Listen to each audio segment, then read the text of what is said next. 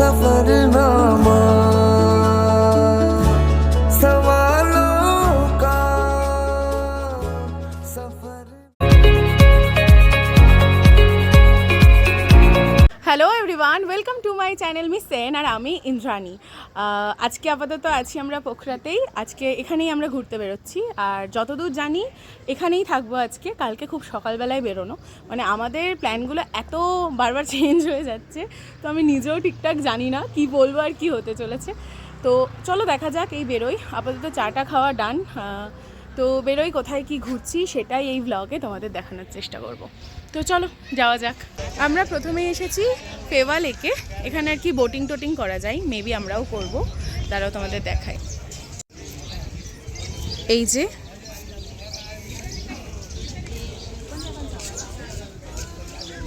অনেক বড় লেকটা। জ্যাকেট জ্যাকেট পরে আমরা রেডি এই বোটে যাওয়ার জন্য। এতেই কেমন একটা বিষয় মনে হচ্ছে, সরতে নড়তে পারছি না এরম পরে। কিন্তু প্রিন্সেপ ঘাটেও যেগুলো রয়েছে, আমি চেপেছি প্রিন্সেপ ঘাটে, ওগুলো একটু মনে হচ্ছে নরম হয়ে না, একদম মেরুদণ্ড সোজা। বিষয় হচ্ছে দাদা, বৌদি, দিদি, জিজু সবাই ওইটাতে চলে গেছে। এই যে সব থেকে ভীত সন্তুষ্ট মানুষগুলোকে নিয়ে আমি উঠেছি। বিশাল বলবান আমি। ভীষণ সুন্দর।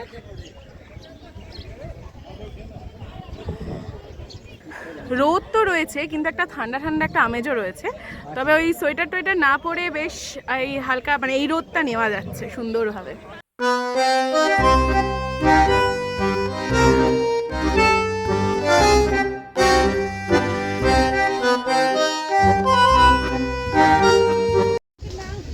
এখানে যে বিষয়টা বুঝলাম, আমরা শুরু করেছিলাম ওই দিক থেকে এইখানে এলাম। এবার এইখানে হচ্ছে অনেক মন্দির রয়েছে, এইগুলো আর কি ঘুরে ঘুরে দেখা। এরকম আর কোনো জায়গা আছে না? এবার আমরা আর একটু এখানেই ঘোরাফেরা করে ওই পারে যাব, সেটাই দেখায়। ওই যে ওইখানে দিদি, জিজু, গন্টু, এমনকি আমাদের মেয়েটা, মিছরি, দাদা, বৌদি সব ওই বোটে।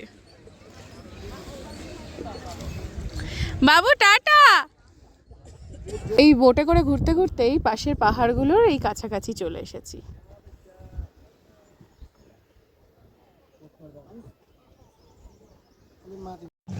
ওই দূর থেকে শুরু করে এখন এই পাহাড়ের পাশ দিয়ে দিয়ে দিয়ে আমরা যাচ্ছি। কালকে যেমন আমরা একটার পর একটা কেভ ঘুরছিলাম, তেমন আজকে একটার পর একটা লেক ঘুরছি। একটা লেক থেকে ঘুরে আর একটা লেকে এসেছি। এটা হচ্ছে নাম দেখলাম, এটার নাম বেগনাস লেক। তো এটাও খুব ভালো, সুন্দর ভিউ টিউ। দাঁড়াও দেখাই। এই যে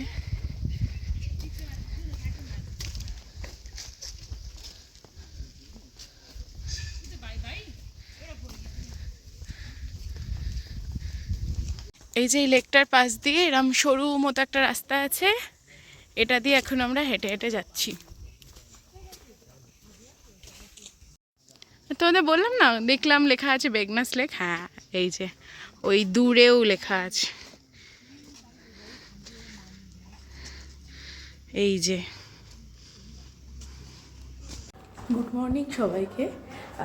এই এখন বাজছে 4:30, ভোরবেলা আমরা বেরোচ্ছি পোখরা ছেড়ে আর কি। আজকে আমরা আবার কাঠমান্ডু চলে যাচ্ছি।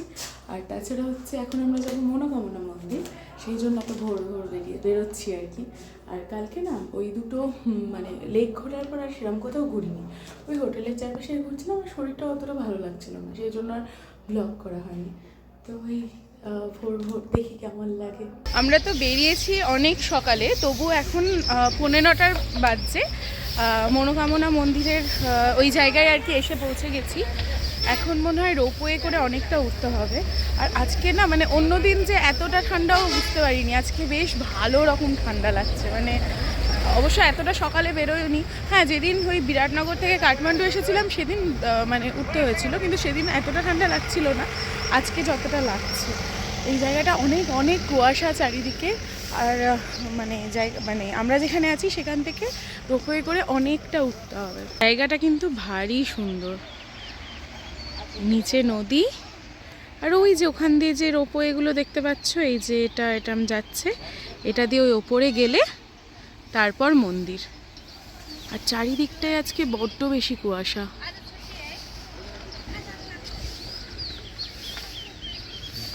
মানে সকালবেলায় যখন গাড়ি করে আসছিলাম তখন মানে কিছু অতটা দেখাই, এত অন্ধকার ছিলই, আস্তে আস্তে যখন একটু একটু আলো ফুটছিল তখনও অতটা কিছু দেখা যাচ্ছিল না, এত কুয়াশা ছিল। ফাইনালি আমরা রোপওয়েতে চেপে গিয়েছি। এই যে মানে আস্তে আস্তে উঠছি। এটা হলো আমাদের সাইডের ভিউ।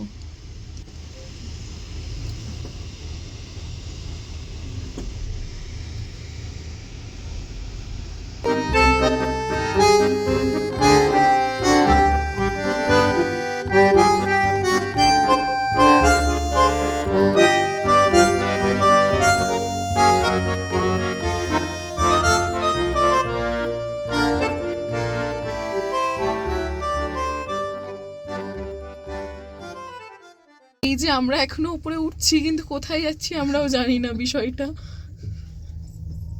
কিন্তু আমরা উপরে উঠছি।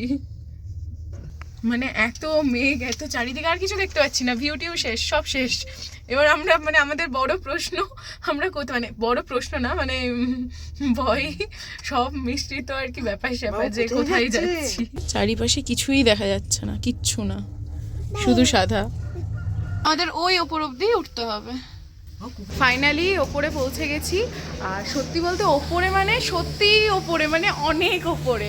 এবার একটু একটু চাপও লাগছিল, কারণ কিছুই দেখতে পাচ্ছি না, ভয় লাগছিল আর কি। তো ওপরে উঠে গেছি, এবার মন্দিরে যাব পুজো দিতে। ওপরে ওঠার পর মানে পাহাড়ে মন্দিরের সামনে এখানে কত দোকানপাট। আর যখন ওপরে উঠছিলাম মনে হচ্ছিল না কোথায় যাচ্ছি, কিছুই তো দেখতে পাচ্ছি না, এরকম একটা বিষয়। মনোকামনা মন্দির,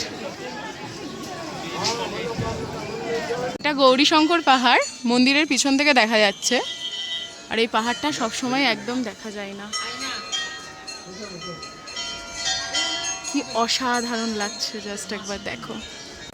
পুজো দেওয়ার ডান, অনেক অনেক অনেক বড় লাইন ছিল, আমাদের অনেকক্ষণ সময় লেগেছে।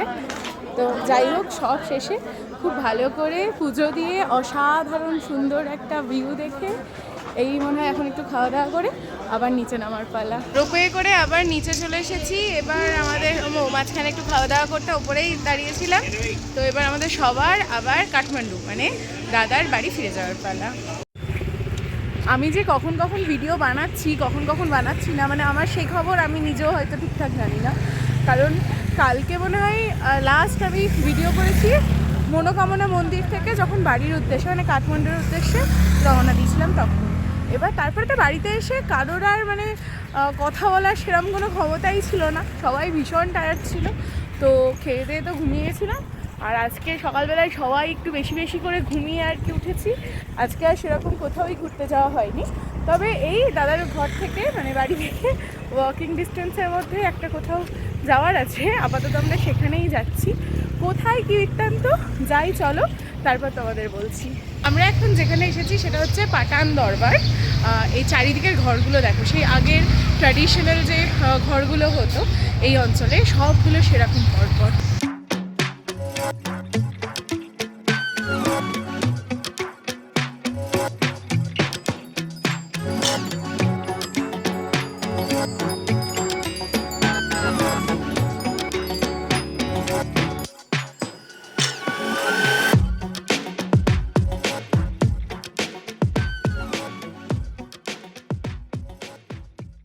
এই গোটা এরিয়াটা রাজদরবার ছিল। এখন এই জায়গাগুলোতে অনেক মন্দির রয়েছে। এখানকার সব বাড়িগুলো তো এরকম একই আদলে তৈরি, তাই খুব সুন্দর লাগছে দেখতে। ঘোরাফেরা শেষ, এবার আমরা এসেছি এক জায়গায় একটু চা খেতে, এবং সেখানে আমরা একটা খাবার দেখতে পেয়েছি। এবার আমি আর দিদি রাস্তা দিয়ে আসার সময় সেটা দেখতে পেয়েছিলাম, কিন্তু বুঝতে পারছিলাম না ওটা কী। এখানে জিজ্ঞেস করে যেটুকু যা বুঝলাম, এটা হচ্ছে আমাদের বাঙালি সেদ্ধ পিঠে। এই যে ব্যাপারটা দেখাচ্ছি, দাঁড়াও। এই যে এইটা কোটিংটা চালের গুঁড়ো দিয়ে তৈরি, আর ভেতরে পুর দেওয়া আছে, মানে ওই আমাদের পিঠেতে যেমন থাকে গুড়েরও হয়, আবার নর্মাল চিনিরও হয়, এরকম। এবার এখানকার পুরটা কী দিয়ে তৈরি তা জানি না, ওর কথা বিষয়টা হচ্ছে এরকম। এবার এর আগে বাবু একটা খাচ্ছিল মানে মিছরি, তখন খেয়ে দেখলাম যা ভালোই খেতে, বেশ মানে আমাদের ভালোই লেগেছে।